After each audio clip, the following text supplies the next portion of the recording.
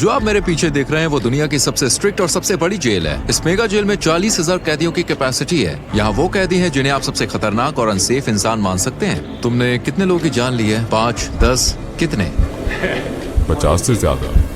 MS-13 और बाकी कई गैंग्स। ये जानवर है, ये इंसान नहीं है। ये साइकोपैथ और सोशियोपैथ है, ऐसे लोग जिनसे आप यहाँ मिलने वाले हैं। हम सबसे खतरनाक कैदियों को देखने जा रहे हैं। स्वागत है सी कॉर्ट में, जो कैपेसिटी के हिसाब से दुनिया की सबसे बड़ी जेल है एल सल्वाडोर में। इसे सबसे खतरनाक क्रिमिनल्स को कैद करने के लिए बनाया गया है। जो यहाँ आते हैं वो जिंदा बाहर जाने की उम्मीद नहीं कर सकते। यहाँ से निकलने का कोई रास्ता नहीं है। तुम यहाँ से कैसे बाहर जाओगे? इस छोटे से देश जिसकी आबादी सिर्फ 60 लाख है, उसको इतनी बड़ी जेल क्यों चाहिए? वजह है खतरनाक गैंग्स। कभी पूरे देश पर राज करने वाले इन गैंग्स पर मार्च 2022 से कड़ी कार्रवाई शुरू हुई। राष्ट्रपति नायाब बुकेले के शासन में सिर्फ 16 महीनों में 70,000 से ज्यादा लोगों को अरेस्ट किया गया। ये देश की एडल्ट पॉपुलेशन का करीब 2% है। बसों ने रात के अंधेरे में एक सख्ती से तैयार किए गए ऑपरेशन में हजारों गैंग के सदस्यों को जंजीरों में बांधकर सी कॉर्ट पहुंचाया। एक के पीछे एक बैठाए, सिर झुकाए, वो एक ही भीड़ की तरह दिख रहे थे। हथियारबंद गार्ड से घिरे होने के कारण उनमें से किसी ने भी आदेशों का विरोध करने की हिम्मत नहीं करी। एक ही दिन में उनकी जिंदगी पूरी तरह से बदल गई। हम यहाँ के सबसे खतरनाक गैंग लीडर का इंटरव्यू भी करेंगे। 10 मिनट। 2022 में बनी ये जेल बहुत बड़ी है। ये जेल जो है ये करीब 410 एकड़ में फैली है दोस्तों। और आपको बता दें इसमें करीब 8 अलग अलग हिस्से हैं। हर 2 हिस्सों को 3 मीटर ऊंची दीवार और नुकीले तारों से घेरा गया है। ये पूरी जगह 9 मीटर ऊंची दीवार और 3 मीटर ऊंची बिजली की तारों वाली फेंस से घिरी हुई है, जिसमें 15,000 वोल्ट का करंट है। 19 वॉच टावर्स हर हरकत पर नजर रख रहे हैं ताकि कुछ भी छूट न जाए। यहाँ की पूरी डिजाइन सिर्फ भागने से नहीं रोकती, बल्कि भागने के ख्याल को ही मिटा देती है। हेलो, हमारे पास प्रेसिडेंसी से परमिशन है। सोल्जर्स ने हमें रोक लिया। हमें उम्मीद है कि ये आखिरी चेक पॉइंट होगा। सी कॉर्ट के आसपास के 2 किलोमीटर के दायरे में जैमर ने सारे सिग्नल्स ब्लॉक कर दिए हैं, जिससे कम्युनिकेशन बंद हो गया है। जेल की सुरक्षा के लिए 600 से ज्यादा सैनिक सिर्फ बाहरी सुरक्षा पर तैनात हैं। जेल में दाखिल होने से पहले हमें अपनी सारी चीजें यहीं छोड़नी होंगी। हम सिर्फ कैमरा और माइक्रोफोन साथ ले जाएंगे बस। धीरे धीरे पास करो, कैमरे की तरफ देखो। Body scanner. मुझे याद नहीं रहा कि मैंने अपनी वेडिंग रिंग उतारी है। इसे वहाँ रखना होगा। ये मशीन कुछ भी छुपने नहीं देती। ये हाई कैपेसिटी एक्सरे स्कैन हड्डियों और अंदरूनी अंगों तक को दिखा देता है। इसे खासतौर पर नए कैदियों की जांच के लिए इस्तेमाल किया जाता है, ताकि कोई भी अपनी बॉडी में ऐसा सामान न ले जाने की कोशिश करे जो पूरी तरह से प्रतिबंधित है। ये लोग चीजें निगल लेते थे या फिर बजा और एटस के जरिए अंदर लाने की कोशिश करते थे। माइक्रो SD कार्ड, माइक्रोचिप्स और यहाँ तक कि फोन चार्जर भी। एक और गहन बॉडी चेक की गई। अपने जूते उतारो। उन्होंने हमारे सॉक्स को भी अंदर से चेक किया।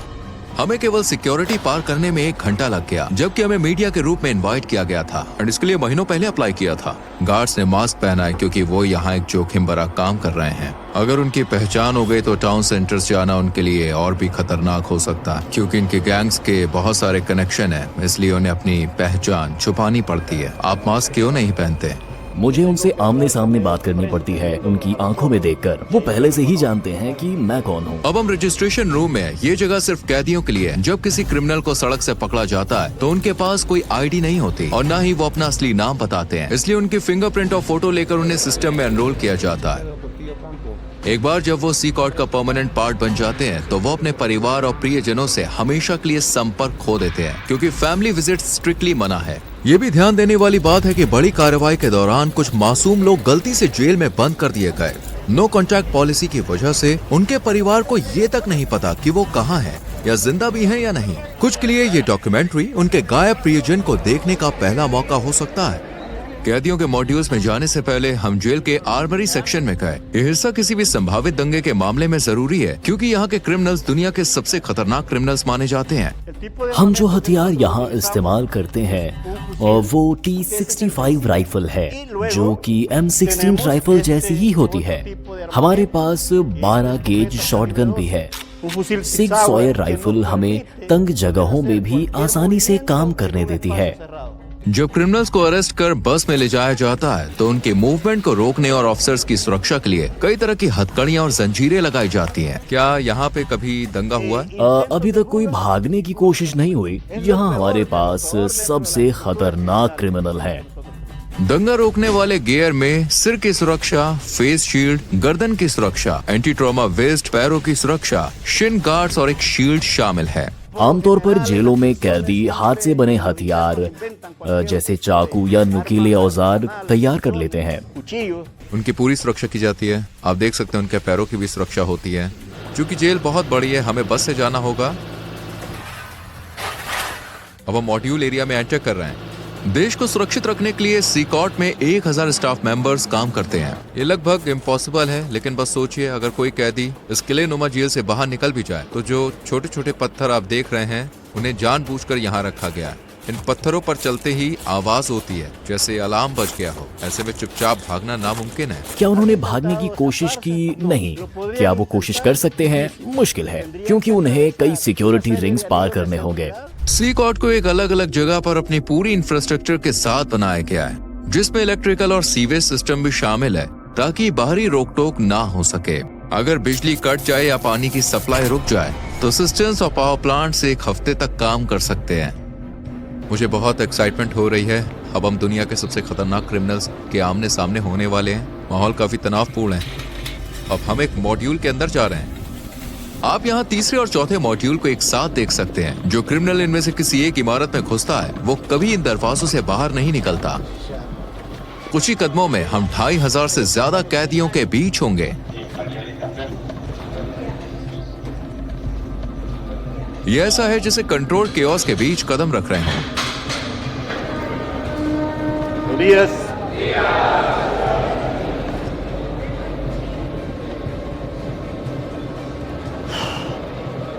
उनकी सारी नजरें मुझ पर हैं। वो मेरे हर कदम को देख रहे हैं। मैं उनकी आंखों से नजरें मिला रहा हूं।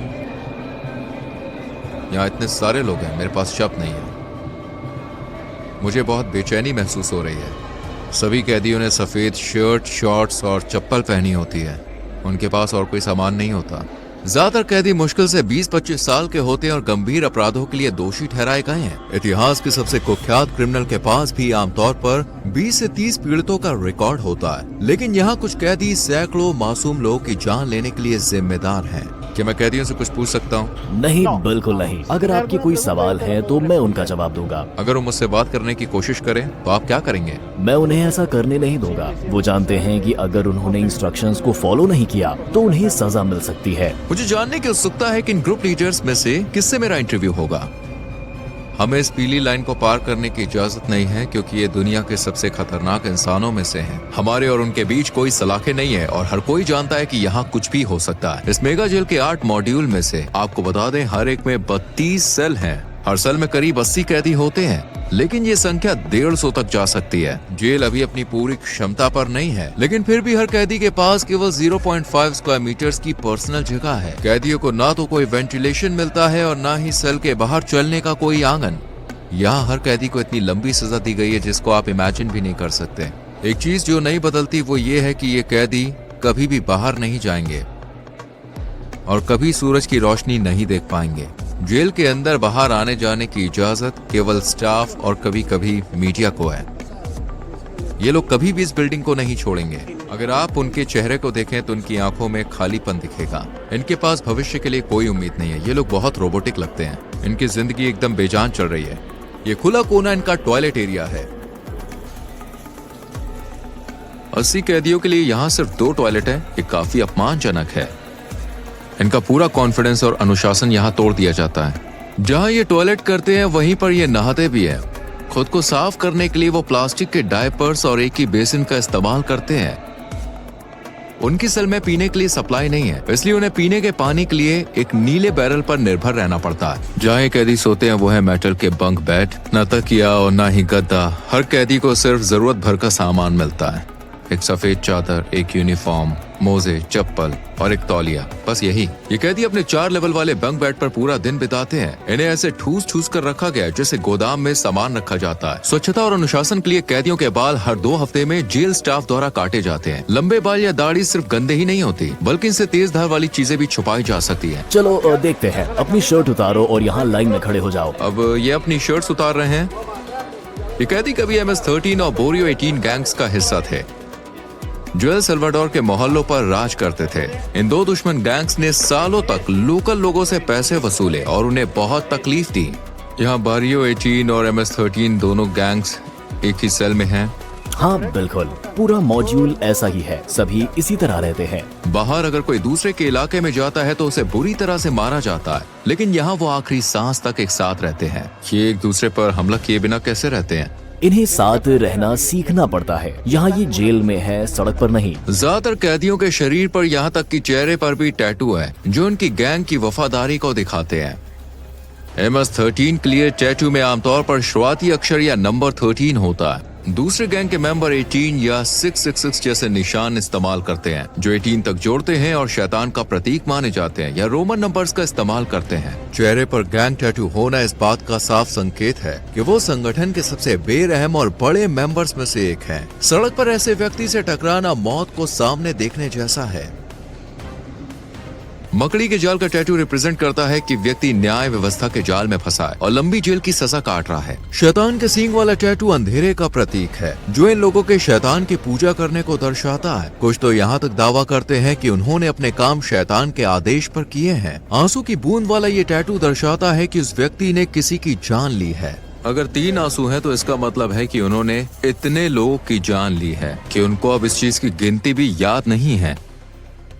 अभी हंसो बाद में रो वाक्य वाले जो मास्क है या फिर जो जोकर के टैटू हैं, वो ये संदेश देते हैं कि मुश्किलों में भी मजबूत रहो और परिणामों का सामना बाद में करो। क्या ये सभी लोग वाकई में इतने ज्यादा बुरे हैं? ये किसी और ही लेवल पर है। सबसे खतरनाक क्रिमिनल जो अपनी मानसिकता कभी नहीं बदलेंगे। अगर आप ऊपर की ओर देखें तो वहाँ एक कैटवॉक एरिया है। गार्ड्स लगातार इस ऊंची जगह से कैदियों पर नजर रखते हैं। अगर कुछ भी संदिग्ध होता है तो वो तुरंत कार्रवाई करते हैं। इसके अलावा कैमरों का एक बहुत बड़ा नेटवर्क हर कोने पर 24/7 नजर रखता है ताकि कुछ भी छूट न जाए। मॉड्यूल्स को दिन रात रोशनी से भर कर रखा जाता है। जब सूरज ढल जाता है तब भी लाइट्स हर वक्त जलती रहती है। कैदियों पर लगातार नजर रखी जाती है। मुझे लगता है ये यहाँ होने वाली सबसे मुश्किल चीजों में से एक है। जब वो सोने की कोशिश करते हैं तो अपनी आंखों को रोशनी से बचाने के लिए तौलिए से ढक लेते हैं। यहाँ पर एक पादरी बाइबल से कैदियों को देखे कुछ महत्वपूर्ण पाठ पढ़ा रहे हैं। वहीं दूसरी तरफ कुछ कैदी फिजिकल एक्सरसाइज कर रहे हैं। एक ट्रेनर भी मौजूद है। ये इकलौता समय है जब ये कैदी अपनी सेल से बाहर आते हैं। ये गतिविधियाँ हथियारबंद गार्ड्स की नजर में हफ्ते में कुल 1 घंटे के लिए होती है।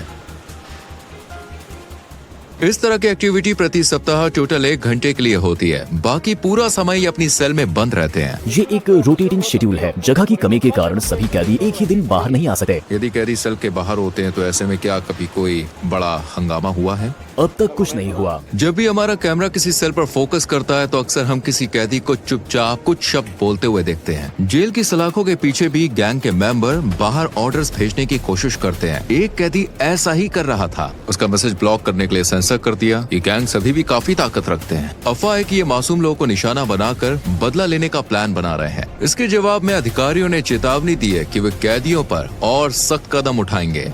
अगर उन्होंने ऐसा किया तो उन्हें जेल में खाना नहीं मिलेगा। मैं कसम खाता हूँ वो एक दाना चावल भी नहीं खाएंगे। फिर देखते हैं वो कितने दिन टिकते हैं। यहाँ कैदियों को दिन में 3 बार सुबह, दोपहर और रात का खाना मिलता है। नाश्ते में आम तौर पर चावल और बीन्स होते हैं और रात के खाने में भी यही होता है। दोपहर के खाने में सफेद चावल और पास्ता मिलता है। यहाँ कोई न्यूट्रिशन वाला खाना जैसे चिकन या मीट नहीं दिया जाता। ये है आज का लंच। चावल, पास्ता और 2 टॉर्टिला। क्या मेन्यू रोज बदलता है? नहीं। क्या हर दिन यही खाना होता है? हाँ, हमेशा यही। फ्रेशमेंट। ये एक मीठा पेय है। मैं इसे खुद चखने वाला हूँ। कैदियों को अपने हाथों से खाना खाना पड़ता है और खाने के बाद अपनी प्लेटें साफ करनी होती है। प्रोटीन की कमी वाली इस डाइट के कारण इनमें से कई को न्यूट्रिशन की कमी की समस्या हो सकती है। हम कैदियों के साथ इंटरव्यू शुरू करने से पहले आपको एक ऐसी जगह दिखाना चाहते हैं जो अब तक देखी गई जगहों से भी ज्यादा खौफनाक है। ये है आइसोलेशन सेल एरिया। जब कैदी कानून के मुताबिक कोई नियम तोड़ते हैं तो उन्हें इन आइसोलेशन सेल्स में भेजा जा सकता है। कानून मुझे इन्हें 15 दिनों तक यहाँ रखने की इजाजत देता है। इन सेल्स के दरवाजे पूरी तरह से बंद होते हैं। इस ग्रिड से मैं इन्हें देख सकता हूँ और पहचान सकता हूँ कि अंदर कौन है। यहीं पर हम इन्हें खाना देते हैं और दरवाजा खोलने से पहले हथकड़ी लगाने के लिए इस स्पेस का इस्तेमाल करते हैं। स्वागत है आइसोलेशन सेल में। अगर कोई कैदी मिसबिहेव करता है तो उसे यहीं भेजा जाता है। वो ये नहीं जानता कि कितना समय हो चुका है या उसे और कितनी देर तक यहाँ रहना होगा। दिनों या हफ्तों तक वो इस कंक्रीट के बिस्तर पर सोता है, बिना बाहर निकले। वो बाहरी दुनिया से पूरी तरह कटे होते हैं, अकेले केवल अपने ख्यालों के साथ। देखिए, यहाँ पर पीने के लिए एक बेसिन है।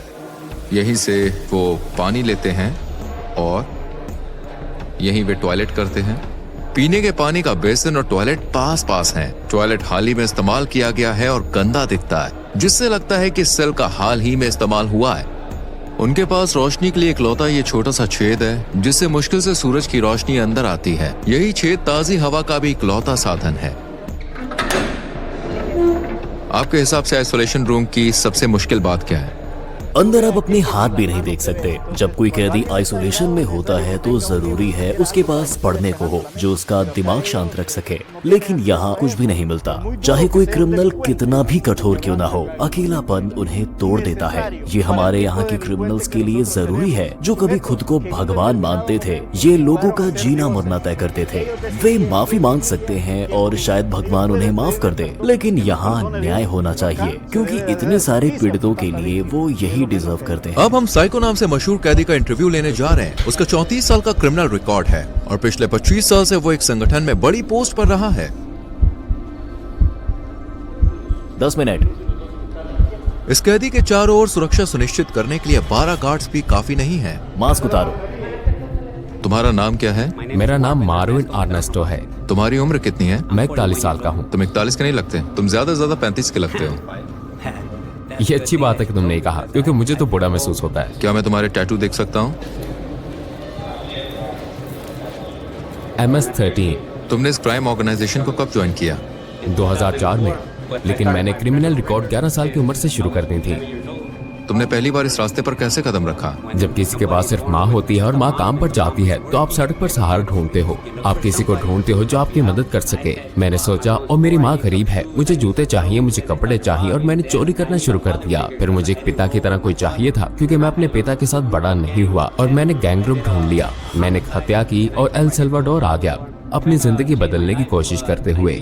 लेकिन यहाँ और गैंग्स थी और मैंने वही करना शुरू कर दिया और मैं फिर पकड़ा गया। मैं हमेशा ऐसा इंसान रहा हूँ जो अपने मन में ठान ली गई चीजों को पूरा करना चाहता था, और मैंने वो सब कुछ किया जो मुझे करना था। लेकिन देखो, मैं यहाँ हूँ। शैतान अपने लोगों को ऐसे ही इनाम देता है। क्या सच है कि इस क्राइम ऑर्गेनाइजेशन में शामिल होने के लिए किसी की जान लेनी पड़ती है? हाँ। पहला शिकार शायद तुम्हारे किसी रिश्तेदार का ही होता है। मुझे सच में याद नहीं है कि कितने लोगों की जान ली थी, लेकिन हाँ, क्योंकि तुम्हें अपनी गैंग के लिए इलाका हासिल करना होता है। मैंने अपनी माँ, अपने पिता, अपने बेटे, सब कुछ यहाँ गैंग्स की वजह से खो दिया। मेरा मतलब है, मैं USA में अपने परिवार के साथ एक बेहतर जिंदगी जी सकता था, लेकिन तुम जानते हो हमने गलत फैसले लिए। यही इसका नतीजा है। इसलिए मैं युवाओं से कहता हूँ, अरे स्कूल जाओ, अपने माँ और पिता की बात सुनो। वो जिंदगी मत जियो जो हम जी रहे हैं। इससे बाहर निकलने का कोई रास्ता नहीं है। तुमने कितने लोगों की जान ली है? 5 या 10? कितने? नहीं, अगर तुम जेल में मेरे बाद के समय की बात करो तो शायद 50 से ज्यादा। कभी कभी ऐसा करना पड़ता है। वक्त के साथ तुम इतने निर्दयी और पत्थर दिल कैसे बन गए? मैं सच में सवाल का जवाब नहीं दे सकता। सिकोट में रहते हुए अपने परिवार को कभी ना देख पाने के बारे में तुम्हें कैसा लगता है? मुझे बहुत बुरा लगता है, क्योंकि मैंने अपने बेटे को आखिरी बार तब देखा था जब वो 5 साल का था, और अब वो 21 साल का है। मैं उसे देखना चाहता हूँ। मैं उसे कहना चाहता हूँ, सुनो, वो गलतियाँ मत करना जो तुम्हारे पिता ने की। एक बेहतर जिंदगी की तलाश करो। जिन लोगों को तुम्हारे कारण नुकसान हुआ वो भी अपने प्रियजनों को कभी नहीं देख पाएंगे, और तुम भी अपने परिवार को नहीं देख सकोगे। किसी को याद करने की भावनाओं से कैसे निपटते हो? मुझे बुरा लगता है। कभी कभी, जैसे मैंने बताया, मैं अपने बिस्तर पर लेटता हूँ और बहुत सी चीजों के बारे में सोचता हूँ। कभी कभी मैं रोता हूँ और कहता हूँ, तुम्हारे जिंदा रहने की प्रेरणा क्या है? एक दिन अपनी जिंदगी बदलना और भगवान को पाना। मैंने भगवान से कहा मुझे माफ कर दो, मुझे माफ कर दो जो मैंने किया। ठीक है। आखिरकार हमने सूरज की रोशनी देखी और सच कहूं सीकॉट ऐसी जगह है जहां आप कभी भी नहीं जाना चाहेंगे, यहां तक कि एक विजिटर के तौर पर भी। लेकिन जिन लोगों ने सल्वाडोर के मासूम लोगों को शिकार बनाया, ये अब उनका हमेशा का घर बन गया है। इन क्रिमिनल्स ने निर्दोष लोगों का जीने का हक छीन लिया और अब वो इसकी कीमत चुका रहे हैं। सल्वाडोर की सरकार का मैसेज साफ है, अब अपराध बर्दाश्त नहीं किया जाएगा और सजा बेहद सख्त होगी। एल सल्वाडोर में सबसे ज्यादा हाई रेट लाइफ कॉस्ट या फाइट्स की वजह से चरम पर। एक साल में हर 1 लाख लोगों में से 104 अपनी जान गंवा देते थे। पिछली सरकारों ने इन गैंग्स के साथ दोस्तों समझौते किए, लेकिन इससे हमेशा के लिए शांति कभी नहीं आई। हालांकि मौजूदा सरकार का मेथड कंट्रोवर्शियल है, लेकिन 2023 तक ये नंबर तेजी से गिरकर 1 लाख में 2